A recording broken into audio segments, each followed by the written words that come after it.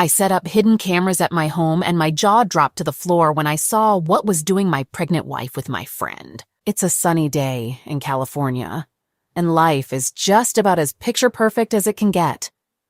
I'm living the dream with my wife Jane, who's 5 months pregnant with our first child. Our life together is a collection of perfect snapshots, each moment brighter than the last. But like a sudden storm brewing on a clear day, something starts to feel off. Jane begins to act peculiarly, constantly glued to her phone, laughing at messages only she could see and guarding her phone with an intensity that would put Fort Knox to shame. My gut churns, warning bells ringing in my head. Something's up, and I decide to take action. Paranoid or not, I feel the need to protect our happy home from whatever was lurking in the shadows. So I install hidden cameras around our home, unsure of what I would find. Fast forward a couple of weeks, Jane decides to have a girls' night with her best friend, Lisa. A night of wine, laughter, and chick flicks. Or so I thought. To my surprise, it wasn't Lisa who graced our doorstep that evening, but her boyfriend, Mark. My heart sank as I watched the footage, my jaw dropping at the sight of Jane and Mark, cozying up on our couch, their laughter echoing through our home, bouncing off the walls lined with our shared memories. I felt a cold wave of dread wash over me as the scene shifted to our bedroom. Our sanctuary, the very room we had dreamt of introducing to our unborn child, was now tainted with betrayal.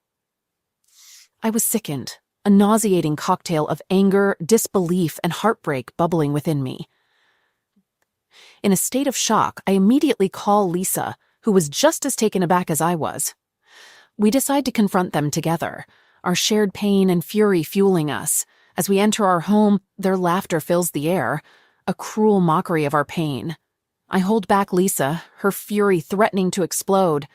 I calm her down, reminding her that Jane was pregnant, no matter how betrayed we felt. We ascend the stairs and step into our bedroom. The sight that greeted us was pure betrayal.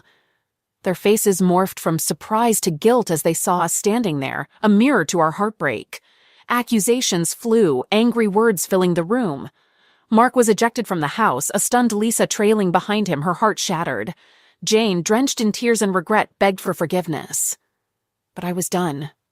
I demanded a DNA test on our unborn child, needing to confirm my worst fears. Months later, our baby girl was born, her innocent eyes wide open, oblivious to the storm that had surrounded her birth. The DNA results confirmed my worst fears. I was not the father, Mark was, but he refused to have anything to do with Jane or his daughter. Feeling a strange blend of relief and sadness, I packed up my life and returned to my homeland, Wales.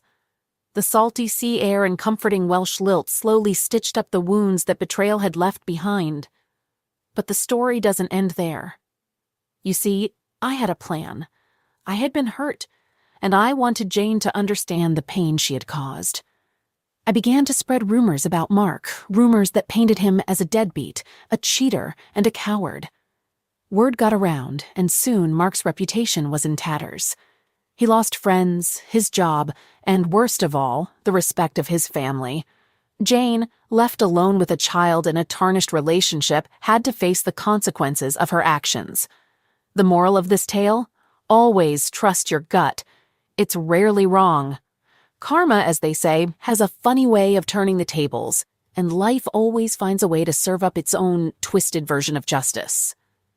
As I settled into my new life in Wales, I kept a distant eye on the life I left behind. Jane, left to face the harsh reality of her actions, was struggling. She was now a single mother with a child whose father wanted nothing to do with her. Mark, meanwhile, was facing the fallout of the rumors I had sown. He lost his job, his friends turned their backs on him, and his family lost all respect for him. It was harsh, but fair. He had played a part in shattering my life, and now he was reaping what he sowed. I kept my revenge a secret, carrying the satisfaction of my vengeance like a hidden trophy. Jane and Mark had betrayed me in the worst possible way, and though the pain still lingered, I found a sense of closure in knowing they were facing the consequences of their actions. It was a cold comfort, but a comfort nonetheless. Back in Wales, I found solace in the familiarity of my homeland. The The smell of the salty sea, the comforting lilt of the Welsh language, and the warmth of my family began to heal the scars that betrayal had left behind. I started to rebuild my life, brick by brick, learning to trust again, to hope again. The echoes of my past life still haunted me, but they were gradually replaced by the laughter of my nieces and nephews, the comforting wisdom of my parents, and the camaraderie of my old friends. As I stood on the cliffs overlooking the sea, I realized that while my California dream had been shattered, a new dream was taking shape here in the rugged beauty of Wales. I had been given a second chance, an opportunity to start afresh. When I opened my wife's computer, I collapsed to my knees because I found a horrible photo proofs of her infidelity. It was the year 2014, and our journey had stretched over a solid 8 years, with 6 of those bound by the sacred vows of matrimony. Throughout her college years, I stood by her side, offering unwavering support as she pursued her dream of becoming a teacher. However, as fate would have it, her inaugural year in the profession proved to be a nightmare, as is often the case for educators. I can vividly recall the despair in her voice as she declared, "I never want to step foot in a classroom again." I couldn't bear to see her give up after investing 6 long years in her education, even if she had changed her major not once but twice. I urged her not to abandon her passion on account of a single rough patch. We had a massive fight, and in the heat of the moment, after years of supporting her, I lost my temper. "Fine, give up then, but we can't survive on one income," I snapped. Within a few months, she found a job that paid far less than her teaching career. I thought we were managing fine, until my dad passed away. Our relationship had always been complicated. My parents divorced when I was 12, and he was absent, often drowning his sorrows at the bar. But as his health deteriorated, he tried to reconnect with his family in his own peculiar way. Unfortunately, he was running out of time. They took my dad off life support and said he had only a few hours left. But somehow he held on for 10 long days. It was pure agony for me. I was a complete wreck. When he finally passed away, we discovered the harsh reality of his financial mess. He left us with a mountain of debt to tackle. Needless to say, I wasn't the most pleasant person to be around. I was grappling with the aftermath of my dad's mistakes, simultaneously angry at him, yet mourning the loss of my father. If any of you have experienced the pain of losing a loved one, you understand the immense difficulty it brings. One moment you're feeling all right, and the next, tears well up uncontrollably. Now let's fast forward a few years to the winter of 2017. A mutual friend, and the head honcho of our local NerdCon, spills the beans on Facebook that he's getting a divorce because his wife was unfaithful. Coincidentally, my ex happens to be in the area and pays him a visit, or so she claims, but I'm convinced this is when the affair began. I found it a bit peculiar that she stayed there for a whopping 5 hours, but being the trusting person I am, I bought her explanation that they were just having a chat. As the months rolled by and spring arrived, she grew increasingly chummy with him. It started to bother me, and I mustered the courage to voice my discomfort with their frequent conversations. My concerns were dismissed as mere paranoia, and let me tell you, I had every right to be suspicious, considering she went behind my back to have a little chat with an ex before we tied the knot. She claimed it was for closure. Yeah, right. Fast forward to the last weekend of April 2018, when I had a business trip scheduled in Vancouver, BC. She takes advantage of the fact that she's home alone. She always hated being by herself, often roping in her mother to keep her company when I was away on weekends. Now that's a red flag if I've ever seen one. And announces that she's going on a completely platonic date with this guy. I wasn't thrilled about it, knowing this guy's vulnerable state and how it could spell trouble. But she goes ahead with it anyway. At that time, we had this geolocating feature on our phones, supposedly to prevent texting while driving. It allowed us to check each other's GPS location to see if we were on our way home. Her idea, which definitely raised a red flag. Out of pure paranoia, I decide to check if she's actually home. She insists that she is, but the tracker tells a different story. She's still out with him. I confront her. letting her know that I'm well aware of her whereabouts and that it's getting late, so she should head home. Well, she didn't take it too well and decided to give me the silent treatment for the rest of the night. I pushed through the next day, trying to focus on work. But then she drops the bombshell. She's planning to go to his house again. I'm furious at this point and beg her not to go, telling her that this guy is vulnerable and I have a gut feeling he'll try to make a move on her. But she brushes off my concerns, dismisses me, and decides to turn off her GPS tracker. Sunday arrives, and as I'm on the flight back home, she suddenly starts acting all cutesy and sweet. Alarm bells are ringing loudly in my head. Something is definitely wrong. I arrive home late, having to hitch a ride because she didn't show up as planned. When I enter, I find her sprawled on the couch, fast asleep. The following week is filled with odd behavior, as she gaslights me into thinking I'm overly possessive and paranoid. It's not until the weekend that I discover she had only kissed him after a long, heartfelt conversation. She claims our marriage isn't worth saving. Desperate to salvage our relationship, I spend 2 days doing everything I can think of. The pick-me dance. But she's made up her mind. Then, she decides to take the dog for a walk, and in a moment of ultimate paranoia, I log into her tablet and open her email. And there, I find the heart-wrenching profession of love to this guy, along with her desire to leave me. Crushed beyond words, the room starts spinning and I completely lose control. Gasping for air, I dial her number, my voice trembling as I confront her with my newfound knowledge. She rushes home, and with a heavy heart, I pose the question, "Do you want to be with him?" Her response cuts like a knife. "I think I do." Anger consumes me, fueling my words as I declare my need for distance. Seeking solace, I seek refuge in a hotel room for the night. Meanwhile, she abandons our home, seeking comfort in his arms. Left with the responsibility of our loyal companion, I hastily check out and return to care for our beloved pup. Despite the shattered fragments of our relationship, I gather every wedding photo, every cherished memory, and lay them bare on the kitchen table, a bittersweet tableau of our past 11 years together. Consumed by anger, I unleashed my fury, shattering the wedding photo against the wall. I dialed her number, demanding she retrieve her belongings, assuring her they would be waiting on the porch. Thankfully, my brother, my savior, lent a helping hand as we piled up her stuff. Admittedly, I could have handled the situation with more grace. They say hindsight is 20/20, but the painful truth remained. The woman I loved, the one I had sacrificed for and devoted myself to, had found solace in the arms of another man. Without wasting a moment, she swiftly moves in with him, making quick work of changing her cell phone plan from mine to his. And to add insult to injury, this despicable character has the audacity to attend the convention where I served as staff, proudly declaring their love and issuing an ultimatum: support them or face expulsion. Naturally, I find myself barred from the very event I once held dear. The pain cuts deeper as I realize that not only have I lost my wife, but I've also lost the support of the tribe I believed would stand by my side.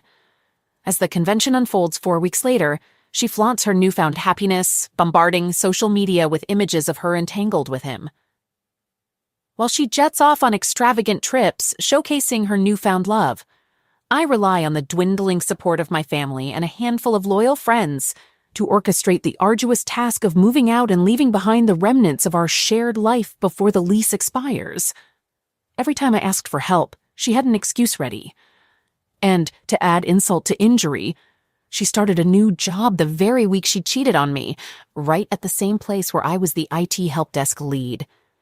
That summer took its toll on me. I shed a ton of weight, smoked a pack a day, and barely had an appetite. While I spent my birthday in solitude, she paraded her new man before her family, who quickly abandoned me and embraced him with open arms. I foolishly fell into the trap of trying to win her back, pleading with her multiple times during those long summer days to break free from that toxic relationship and find her own path. It was then she had the audacity to tell me how she fell out of love with me after my dad passed away. She claimed I was too consumed with grief and neglected her needs. During one of our final conversations, she even tried to make a move on me, but I shut it down. Filled with anger, I snapped at her, telling her that this ain't some sappy romance movie like The Notebook, and she needed to grow the hell up. As a final blow, she decided to take the other man on the trip we had planned together to Ireland and England, the very places my ancestors hailed from in the early 1900s. Thankfully, I had blocked her and anyone connected to her on social media, so I didn't have to witness the whole damn thing plastered all over the internet. Shortly thereafter, I took care of the divorce paperwork myself, bringing an end to it. Since then, I haven't had a face-to-face conversation with her. We exchanged a couple of emails to settle some matters, but apart from that, she relies on her parents as intermediaries if she needs anything. I maintain strict no contact with her and anyone connected to her. Unfortunately, that meant losing several friends who chose to take her side or prioritize their involvement in the convention over our friendship. However, in the midst of this chaotic ordeal, I discovered an exceptional therapist. With his guidance, I came to understand that the whole mess was far from normal, and I was just doing my best in an extremely messed up situation, as he put it. Through therapy sessions and recounting the events, I realized that there was nothing I could have done to prevent it. Her excuses held no ground and couldn't justify her betrayal. In the end, I discovered that I possessed strong coping skills and did everything within my power given the circumstances. I made a conscious decision to improve myself and let go of all the torment and misery that had consumed me. I have my good days and bad. Sometimes I catch wind of her life and it stings a little, but it no longer knocks me down. Turns out she tied the knot with that guy this summer, right after he finally divorced his ex. Took him 3 long years, but he was already living with another woman. Word on the street is she's lost a ton of weight, looks worn out, and is under his thumb. The hardest part for me is not having our dog anymore. She ended up with custody in the divorce, and I miss that furry companion dearly. She even used the dog as a ploy to manipulate and mess with my head, but I had to put an end to that game. It was a tough call, but necessary for my own well-being. Despite the hardships of 2018, there were silver linings. I welcomed a beloved puppy into my life, finding solace in her presence. Not having children turned out to be a blessing, as my ex-wife's aversion to motherhood clashed with my deep desire to become a father.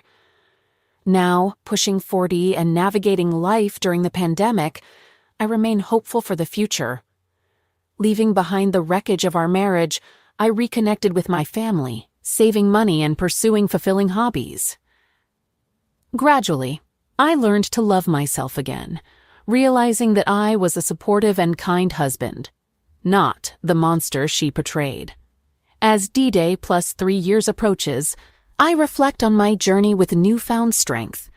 I never bought into the whole karma concept. Too many times I've witnessed people getting away with their wrongdoings without facing any repercussions. So, I stopped waiting for karma to strike my ex, because it wasn't doing me any good mentally or emotionally. But then, fate had its own plans. I spotted her in the midst of a bustling brewfest, and I almost didn't recognize her. She looked utterly dreadful. It seems that whatever she's going through with the sorry excuse for a human being she left me for and married is taking a toll on her. She's emaciated, resembling those gym enthusiasts who are so obsessed with their fitness that they appear drained and shriveled. A stark contrast from the woman she once was. At just 33, she easily looks a decade older. Instinctively, I averted my gaze and avoided any eye contact. According to my brother, she caught sight of both of us standing in line for a beer and promptly made a swift exit. Later, while reconnecting with old friends who stood by me through it all, I received some interesting tidbits of information. It turns out that my ex and her husband, the infamous AP, are facing financial hardships. The convention they arrogantly rule with an iron fist and booted me and anyone who dared oppose them is now under investigation by the IRS. Not only that, but the people around them are finally seeing their true colors and realizing what toxic a-holes they truly are. As for my reaction to hearing about her sorry state or the downward spiral of her life, she brought this upon herself.